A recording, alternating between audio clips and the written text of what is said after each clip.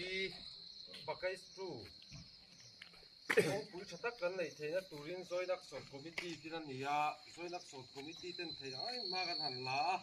total ben te huai hotin NH102B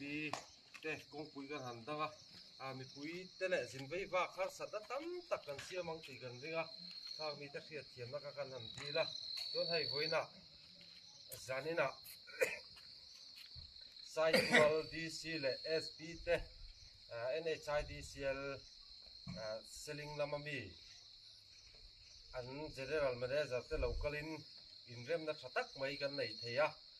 tuna tang hianin NH102B pakai stu joint action committee na kong pui kan da chu kan ti to pa kan kholo phani ti ka puang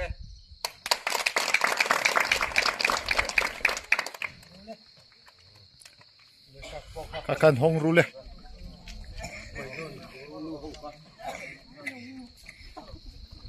Ano din may sepalang na puro mali.